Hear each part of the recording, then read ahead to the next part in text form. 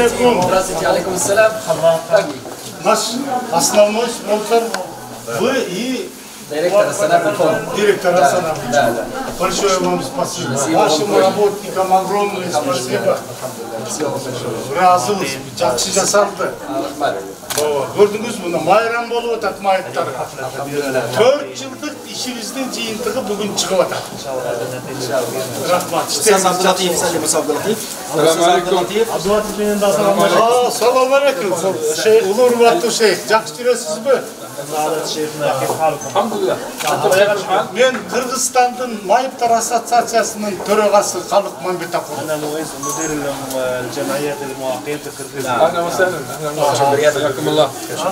Мен көз боюнча майыпмын. Сизге Абдулла Нури фондусунун кызматкерлерине абдан чоң рахмат.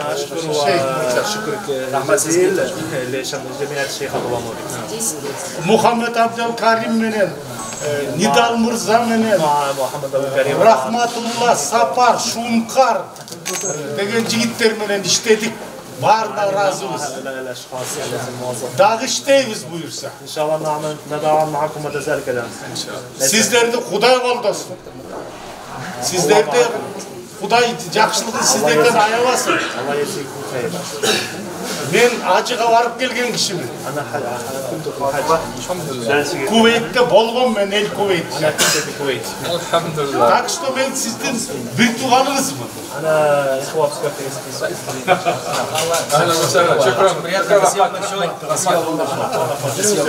Посмотрим.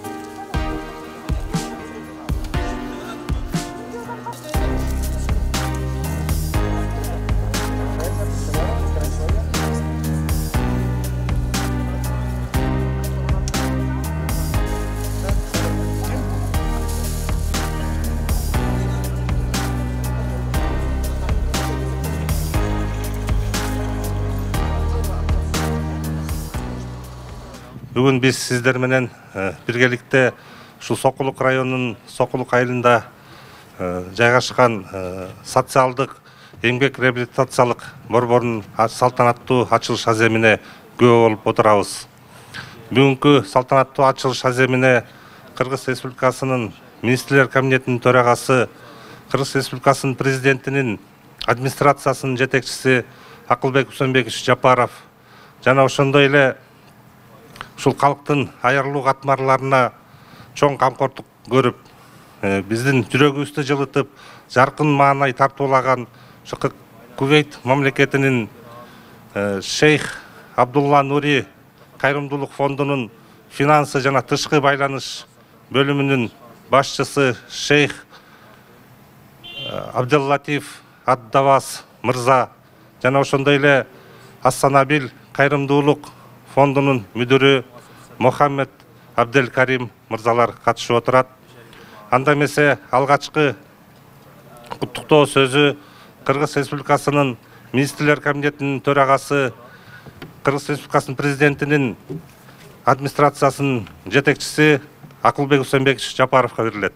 Урматтуу мекендештер, урматтуу Шейх Абдуллатиф Ад-Давас мырза, урматтуу Мохаммед Абделкарим мырза, урматтуу коноктор, президентибиз Садыр Нуркожоевич биздин өкмөттүн астында, министрлер кабинетинин астында кыргыз жарандарын кыргыз жеринде коргулбагыла деп өзгөчө Кудайдын буйругу менен өзүнүн ден соолугунда мүчөлүштүктөрү бар адамдарга этият, анан аяр мамиле жасайсыздар деп тапшырма берди эле. Такай ушуну көзөмөлгө алып турат. Бүгүнкү борборду салууга финансылык жактан колдоо көрсөткөндүгү үчүн Күвейт мамлекетинин Шейх Абдулла Нури кайрымдуулук фондунун финансы жана тышкы байланыш бөлүмүнүн жетекчиси Шейх Абдуллатиф Ад-Давас мырзага, Асанабил коомдук кайрымдуулук фондунун мүдүрү Мухаммед Абделкарим мырзага жана алардын командасына кыргыз мамлекетинин атынан жана сиздердин атыңыздардан терең ыраазычылык билдирем. Урматтуу мекендештер, бүгүн дагы бир адамдын атын атап кетпесек болбойт. Ушу 2 кабаттуу 4 бөлмөлүү үйүн майыптарга белеп кылган ушул жердин кулуну Жусупов Уланбек Дороновичке дагы рахматыбызды айтып коелу. Сиздерге терең ыраазычылык. Президенттин атынан, менин атыман, кыргыз кабинетинин министрлердин атынан, сиздин артыңыздан биздин байларга дагы Кудай нысап берип, алардан марттыгын көрсөтөткө деген ишенич бар. Сиздин берешендигиңиз элибиздин жетим жесирдин башынан сылаган кең пейилдигиңизди көрүүгө болот. Рахмат сизге. Бул борбор жакшы салынды. Эме подвалында кийим тегүүчү цехи бар экен, жыгач иштеткен цехи, сварка цехи бар экен. Ал түгүл майыптык креслолорду дагы ремонт жасап бере турган мүмкүнчүлүктөр бар экен. Жогорку кабаттарында окуучу, билим алуучу класстар бар. 3 кабатында жашаганга лайыкталган 16 квартира бар экен. Бул абдан сонун. Баарыңыздарды ушул борбордун ачылышы менен куттуктайм. Кут болсун. Айтарым, оорубаңыздар. Маңдайыңыздар ачык болсун, бири-бириңиздерге жардам берип жүрө бериңиздер. Аман эсен болуңуздарды каалайм. Узун өмүр болсун. Assalamu alaikum wa rahmatullahi wa barakatuh. Урматтуу мырзалар жана айымдар, бардыңыздарды ассаламу алейкум деп саламдашамын. Жана ошондой эле Кыргыз Республикасынын кабинет министринин жетекчиси Акылбек Усунбекович, жана ошондой эле социалдык эмгек министри Кудайберген Базарбаевич, жана ошондой эле президенттин атайын кармы өкүлү жана жалпы туугандар, бардыңыздарды бүгүнкү ачылышыңыздар менен чын жүрөктөн куттуктаймын. قبل سنتين حضرنا إلى 2 жыл алдын келгенибизде бул жер ээн талап болчу, эч нерсе жок болчу. Мына бүгүн алдыңыздарда өзгөчө мүмкүнчүлүгү чектелген жарандардын кубанычына арта турган, аларга жалуу маанай тартуулай турган, аларга жашоого үмүт бере турган жаңы бир заманбап имарат пайда болду. احتياجات الخاصة. ونحن اليوم نعود Бул Кувейт мамлекетиндеги Шейх Абдалла Нури кайрымдуулук уюмунун атынан жана ошондой эле өзүбүздүн жалпы команданын атынан биз абдан кубанычта болуп турабыз. Анткени кыргыз элине жана өзүбүздүн мекендештерге, бир туугандарга ошондой жакшы имаратты тартуулап, бул жерде элге пайда келтире турган, өзгөчө инсандарга жардам бере турган имарат болгонуна биз ыраазы болуп турабыз. Мүмкүнчүлүгү чектелген жарандар үчүн Кувейт социалдык реабилитациялоо борбору деп аталды. Мына ошол биздин Кувейт мамлекетиндеги Шейх Абдалла Нури кайрымдуулук уюмунун өзүнүн каржылоосу менен ишке ашырылгандыгын кабарлап өтөм. Буюрса бул борго Кыргызстандын 7 дубанынан жарандар келип, ушул жерде өздөрүнө өнөрлөрдү, кесипти, жаңы таалимди, билим алууга шарттар түзүлүп турат.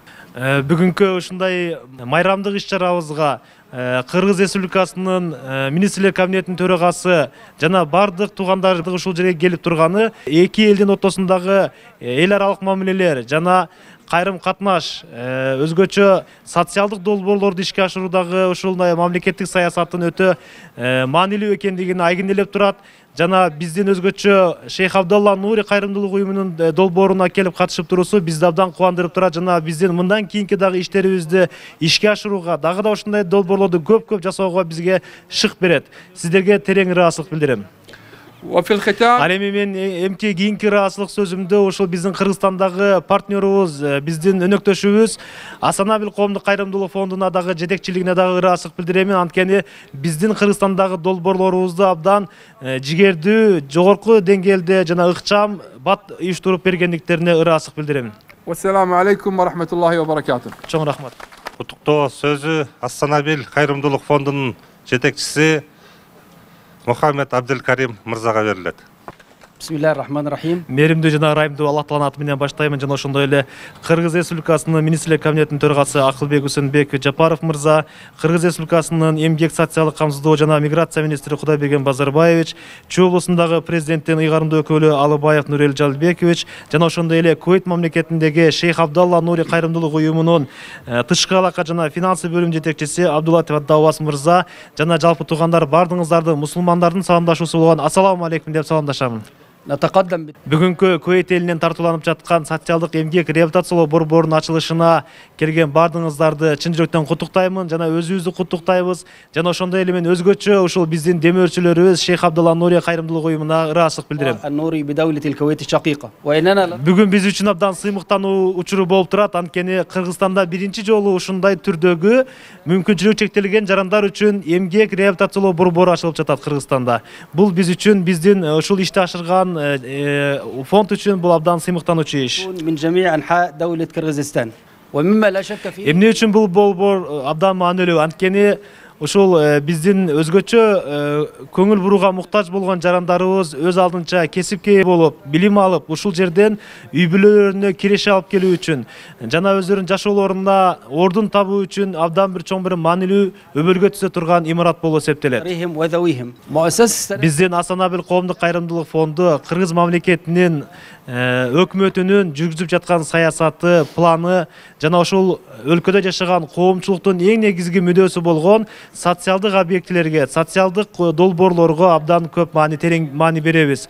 Суу долбоору, имараттарды, окуу борборлору жана башка ушундай социалдык имараттарды курууда биздин эң негизги багыттуу ишибиз болуп الحكومة эсептелет. الكرغيزية والإدارات المحلية وأتقدم بالشكر Мына الجزيل ошондой маанилүү долбоорлорду ишке ашырууда биздин уюмга жөлөк болуп, биздин уюмдун ишмердүүлүгүнө, алга жүрүүсүнө дайыма өзүнүн көмөгүн көрсөткөн өкмөт мүчөлөрүнө бардыгына биз терең ыраазычылык билдиребиз. Биз ушул учурдан пайдаланып, жалпы ушул коомдун, майыптар коомунун жетекчисине жана ушулун мүчөлөрүнө, жалпы эле ушул биздин социалдык эмгек тарбиялоо борборунан пайдалануучуларга бардыгыңыздарга биз өзүбүздүн тилектештигибизди билдирип, ушул жерден өзүңүздөрдүн жашоого, өзүңүздөргө финансылык жактан, руханий жактан, бардык тараптан өзүңүздөргө толук кандуу пайдаланып, материалдык жактан пайда алып келишиңиздерге биз тилектешпиз. Дагы бир жолу жогорудагы биздин демөөрчүлөргө, Кыргызстанга ушундай жакшылыктарды тартуулап жаткан инсандарга, уюмдарга терең ыраазычылык билдиребиз. Бардыгыңыздарга саламатчылык тилейбиз. وشكرا لكم جميعا والسلام عليكم ورحمة الله وبركاته. Саламатсыздарбы? Бардыгыңыздарды бүгүнкү чоң майрамыбыз менен куттуктайм. Мен өзгөчө ыраазы болуп атканым бүгүнкү биздин иш-чарага Акылбек Усенбековичтин өзүнүн келгени. Урматтуу шейх Абдулатиф Абдуавастын келгени, Мухаммед Абдел Каримдин келгени, биздин досубуз Недалдын келгени, Сапардын, Рахматулланын могу жерде катышып аткандарына мен ыраазычылыкты билдирем. Бул иш-чараны биз февраль 2019-жылы баштаганбыз. Ал кезде биздин бул 4 кишинин башынан чыккан идея эле. Менин, Эрнест Мыктыбек уулунун, Асипа Мусаевнанын, анан Шүкүрбек Кучкачевдин биздин идеябыз эле. Биз спонсорлорду издедик. Биз жер издедик. Февраль 2019-жылы Сокулук айыл өкмөтүндө, Сокулук райондук администрацияда бүт айыл өкмөттөрүнүн жетекчилерин, айыл кеңешинин жетекчилерин, райондук уюмдардын жетекчилерин чакырып, мен ошолго тамашалап айткам, "Эй балдар, биз Сокулукта СССР курган атабыз, сагындыңарбы? Сокулук социалдык эмгек реабилитациялоо борборун куралы деп атабыз. Инвестор таптык, жер тилкесин таптык, бирок жер тилкесин алганга акчабыз жок болуп атат. Жардам бергиле" десек, райондун кызматкерлерине ыраазыбыз. Бир күндүк айлыктарын чогултуп беришти. Асылбаева Гүлшат Кадыровна өзүнүн колунан келген акчасын алып келип берди. Фаиза кафесинин жетекчиси Али Мырза 320 миң сом жетпей аттыр, аягын ошолап келип Мурадил Мырзага талап кылып бул центр турган жерди сатып беришкен. Ага чейин жана Акылбек Усенбекович айткан Уламбек Жусупов деген азаматка biz öte ыраазыбыз. Крупская эл өкмөтүнөн Жеңиш Кадыровичке ыраазыбыз. Тетиги фундамент турган жерди алар бизге бекери берди. Жалпысы 15 сотук жер. Анан араб туугандардын жардамы менен момундай жакшынакай ишке жетишип атабыз. Мен негизи айтам, майыптардын, оорулуу адамдардын тагдыры, жашоосу ушинтип асманды сыр булут басып турган, жерде көк муз ак кар басып турган суук кыштын күнүнө салыштырам мен. Биздин тагдырыбыз ошондой. Бирок ошондой күндөрдө дагы жарк этип күн тиет. Жүрөгүбүздү жылытат, көңүлүбүздү жылытат. Анан мына урматтуу шейхтин келгени, Акылбек Үсөнбековичтин могу жерде толкун Мухтар деген прорабтар өздөрүнүн командалары менен иштеп беришти. Мен өзгөчө айтарым Айтыбаев Курбанбек мырзага, Айылдык райондук социалдык коргоо жетекчиси Бакыт Усупбековго рахматыбызды айтамын. Рестин жетекчиси Руслан Каримовго, архитектуранын жетекчиси Жанусаков Бекболотко Рестин бүт командасына ыраазычылыкты билдирем. Андан тышкары ушул жердин оор жүгүн мойнуна алган, бир буту жок протез менен жүргөн Эрнест Мыктыбек уулунун командасына рахмат айтамын. Ушул жерде Адилет жүрөт, Жылдызбек жүрөт, Амантур жүрөт. Эки буту жок балдар ушул жерде, Бакыт жүрөт бу жерде иштеп. Биз жан талашып жүрүп, өжөрлүк менен көгөрүп туруп 4 жыл аракет кылып, араб туугандардын жардамы менен мамлекеттен бир тыйын албай ушул имаратты салдык. Асанабил фондусунун кызматкерлерине мен ыраазы болуп атканым, Шейх Абдулла Нури фондусунун кызматкерлерине рахмат болуп атканым, бизде эле майыптар башка жактарда дагы ушундай центрге муктаж. Кыргыз азиздер дүлөйлөр коомунун өзүнүн центрлери бар. Алардыкы буту жок, колу жок, бир өпкөсү жок, бир бөйрөгү жок, адамдардын центри жок. Ошон үчүн ушуну эгерде ушул корпусту жакшылап кабыл алып, иштетип алсак, ушундай эле корпусту шейхтин кызматкерлери убадаларын беришкен мага 19-жыл, андан кийинки жылдарда дагы.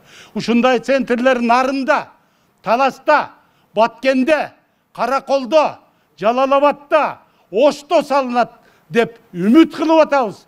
Кудай бизди финансировать эткен Шейх Абдулла Нури фондусунун кызматкерлерине Кудай ден соолук берсин, бакты таалай берсин. Ушул коомдорду, ушул центрлерди иштетип турганга Акылбек Үсөнбекович башкарган Кыргыз өкмөтү, Садыр Нуркожоевич Жапаров башкарган президентибиз содержаниясына финансирование маселесин чечип берет деп мен чын дилимден ишенемин. Майрамыңар кут болсун. Бардыгыңарга мен ыраазымын. Келген меймандар. Анан бул жерде мен айтып коеюн, Акылбек Үсөнбекович. Бул жерде Айтыбаев жүрөт, Бакыт Усупбеков жүрөт, Жеңиш жүрөт. Ой, буларды мен иштеп атам да, Токтообү Жээнбаевна деген зам аким бар эле. Азырда бул жерге келиптир. Чоң рахмат Токтообү айым. Биз 2019-жылы ушул ишти баштаганда ушулар менен баштаганбыз. Элге жакын адамдар. Ушул Айтыбаев, жанагы Жеңиш, Уланбек, тиги Токтогул Жээнбаевналар. Ай, Акылбек Үсөнбекович, мен улуу сакалдуу кишименин. Мен элди көрө билемин, ичин билем. Булар элден чыккан даяр министрлер, даяр губернатор, акимдер. Ушуларды коркпой эле кызматка коюп койсоңор туура болот эле. Баарыңарга ийгилик каалайм. Рахмат.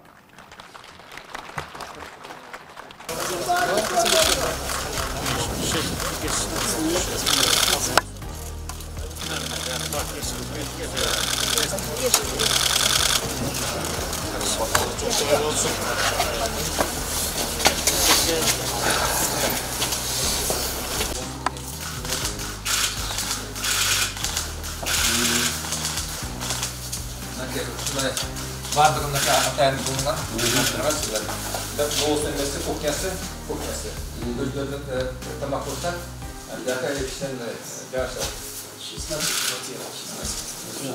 Каждый год прошел. Вчера воду 3 человека.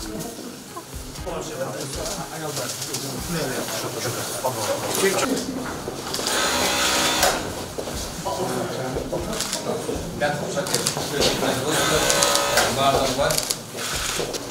Canı azı kalmamak için aldım.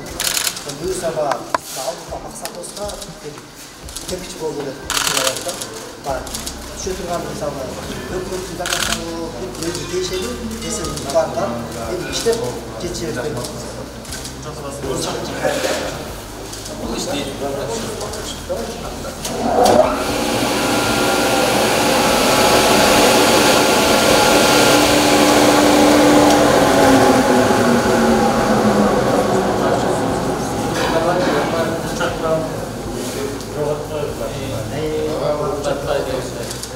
Öğretmen ceza olmaz. Böyle kadar baş olsa zaten saklığında anda ölmüşler.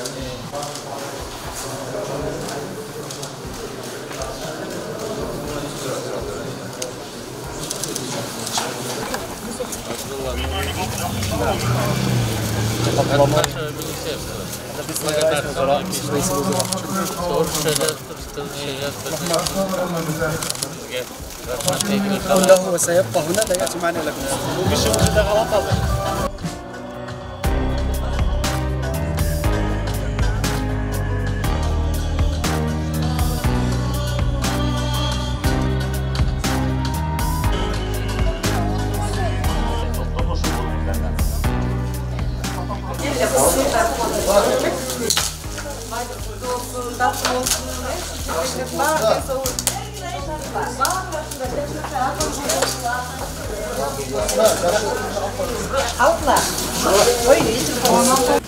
Бул жак 2019-жылы башталган. Негизи Чүй областынын жаш майыптар коому буга чейин маданият үйүнүн жер төлөөсүндө ушундай эле иш чараны аракет кылып, коомдун бүчөлөрүн жыгач устачылыкка, тикмечиликке үйрөтүп келгенбиз буга чейин. Тилекке каршы ал жердин шарты жоктугуна байланыштуу мен Азербайжанга семинарга барып, Азербайжандын президенти ушундай мүмкүнчүлүгү чектелгендер ушундай жакшы шарт түзүп бергенин көрүп, бул жактан өзүмө бир жакшы тилек пайда болду да. Келгенден кийин мен ошо айыл өкмөткө кайрылып жер тилкесин сурадым. Биринчи 4 сотук жер тилкесин алдык, андан тышкары аракет кылып бул жерди кошумча сатып алып, спонсор издеп, ал убакта Дастан Артисбек төрага болчу. Ал киши ушу Кувейт мамлекетинин биякта өкүлдөрү менен сүйлөшүп, бул жерге демөөрчү табылды. Ошонун негизинде 2019-жылы капсула салынган. Азыркы учурда мына 2023-жылы 7 февралда толук ишке берилип турат. Бул жерде 22 тармактуу окуу жай болот. Тикмечиликтен баштап, жыгач устачылык, чач тарач, массажный, дагы көп нерселер бар да. Ошол биздин тилегибиз мүмкүнчүлүгү чектелген балдарыбызды окутуп, сертификатын берип, андан ары жумуш менен камсыз кылуу. Үй бүлөсүн өздөрү толук кандуу багып, жакшы жашоодо жашасын деген максаттабыз. Мен Кучкач Шүкүрбек Шалданович, Кыргыз Республикалык майыптар коомунун төрагасы болом. Биз үчүн бүгүн эң кубанычтуу күн болуп турат. Мындай Кыргызстан эмес, Орто Азиядагы чок керемет центр ачып атабыз. Бул иштин башталышын 2019-жылы Мыктыбек Эрис уулу экөөбүз Баку шаарына, Азербайжан ССРине эл аралык форумга барып, анан ошол жерден алардын мамлекет салып бериптир. Президенттин жарлыгы менен ошондой кылып, ошондо көрүп алып, оозубузду ачып, таң калып, ушундай центр болсо деп эле тамшанып келди элек. Майып адамдардын көйгөйү, жумушсугу, үйүндө отуруп, пособие, пенсия күткөнү аз болсо дагы, мына азыр өздөрү ушул жерден окуп, билим алып, 22 профессияга үйрөнүп, анан кийин жумуш ордун кылып, өзүнүн үй бүлөсүн багып, кетишине шарт түзүлөт да. Бул ишке мына Кыргызстан ассоциациясынын төрагасы Мамед Акунов Калыкбатовичтин чоң ролун айтып коюшка да болот да. Ушул мына эң чоң мотивация берип, балдар иштегиле, балдар жазагыла, тигини кылгыла, муну кылгыла деп бизди ушул киши көп жардамын аяган жок. Мүмкүнчүлүгү чектелгендер үчүн аябай жакшы болуп атат. Ар бирибизге мынакей условиясы менен, жатаканасы менен, жумушу менен бардыгы төп келишкен. Ушунун баарын куруп, ушунча чуркап берген менеткечтерге аябай рахмат, ыраазычылык билдиребиз. Алла ыраазы болсун. Биздин Мыктыбек уулу Эрниске да аябай чоң рахмат. Ушунун баарын уюштуруп, эл үчүн аябай кызмат кылып атат. Элге аябай жакшы. Мен мисалы үчүн мына көп кыздар келсе үйрөтүп кетирем. Мына мен бир 60-тамын, мынакей тигип оокатымды кыла берсем болот. Азыр эмне кыласыз? Азыр мына эме тиги шешептер тигип атабыз, көйнөктөр тигип атабыз. Иштер бардыгы эже болсо сиз иштеп атасыз. Ой, иштеп атам мен эми, заказ болуп атат иштегенге. Ошо.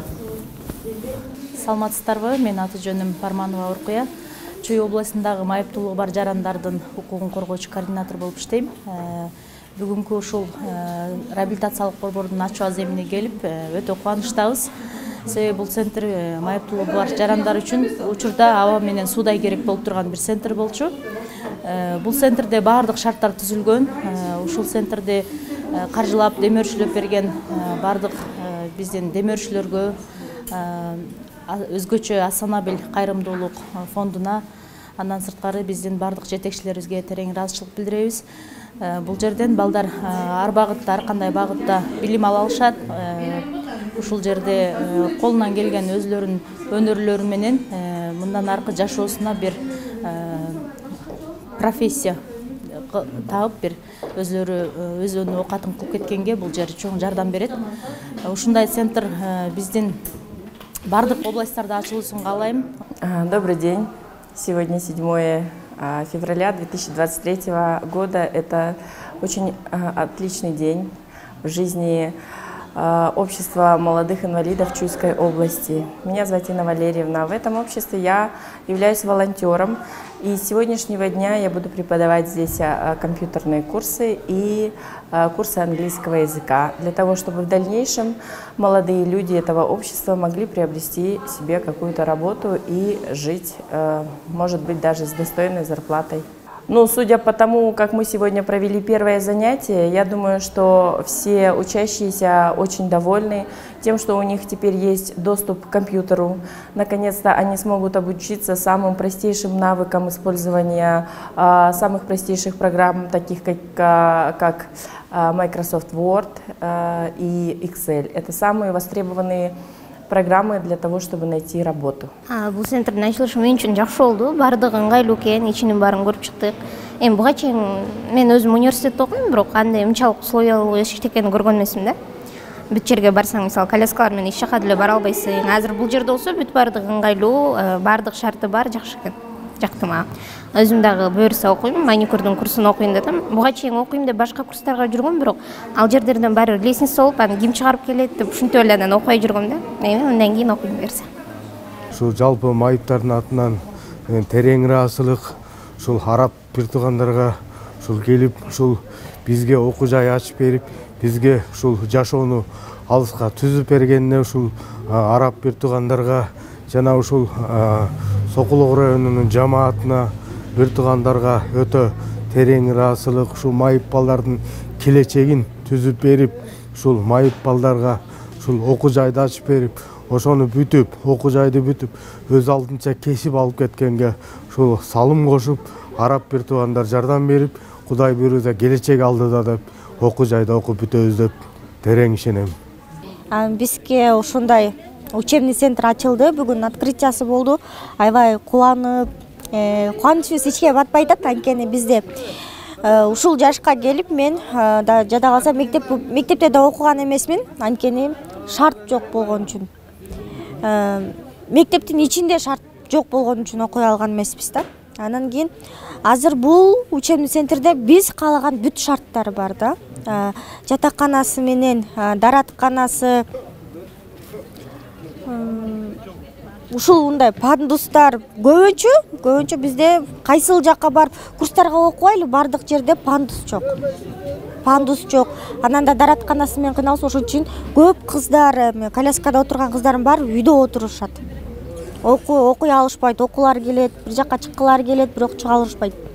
Биздин Энис Муктубек уулу ошону жетекчибиз канча жылдан бери чуркап жүрүп ушуларга үй шарттарын түзүп берейин, окуу жай түзүп берейин, жумуш түзүп берейин деп жүрүп, ошо максатына жетти. Биз баарыбыз ошого сүйүнүп атабыз. Чын айтканда, ошол жада калса алыстан, мисалы, нарындан, ар кайсы жактан алысчак болсо дагы мына открытияларына келишти бүгүн. Чындап эле кубанган үчүнчү. Ошол имаратты бизге салып берген спонсорлорго чоң рахмат. Аллах ыраазы болсун. Ошол. Мындан ары кандай кылып? Мындан ары мен эмеде маникюрный курста окуп атам. Негизи мурда бир аз окуп эле кайра эле ошо шарт жоктугунан ал жактан чыгып кеткенмин. Анан азыркы учурда ошо маникюрду кайра баштап, тырмак жасап кыздарга. Андан кийин болсо, андан ары эгер жакшы окуп кетсем, анан кийин ошо өзүм үйрөтө баштайм да, буюрса. Бул жака келген максаты эң биринчи окуп кетүү, билим алуу. Себеби деген биз мүмкүнчүлүгү чектелген адамдар болгон үчүн бизге деген көз караш, удобство деген аябай кыйын болот. Бул жерде бүт шарттар түзүлгөндөй, өзүңүздөр көргөндөй. Ошол анан эң башкысы максатым меники эмне болуп атат? Бул жактан окуп, жана жумуш таап кетсем деген да. Себеби биз 1000 жерден окуган менен жумуш табыш бизге абдан кыйын. Ошон үчүн мүмкүнчүлүк болсо, биз ушул жерден жумуш таап окуп кетсек, сонун болот. Бул центрдин ачылышы сиз үчүн алдыдагы ийгиликтер экен. Да, мен үчүн алдыда ийгилик болуп атат. Мен максат коюп келип атам. Жөн эле көрүп кетейин эмес, мен максат коюп, ошол максатыма жетсем деп келип атам да. Мен бүгүнкү бул ачылыш аземине келдим. Бул жак мага абдан жакты, шарттары абдан жакшы экен. Өзүмө жаккан кесип, маникюр кесибин тандап алдым. Буюрса окуйм деген ниетим бар. Бул жак абдан жакшы экен, мага жакты. Иши жарык, жылуу. Шарттары абдан жакшы шарттар бар экен.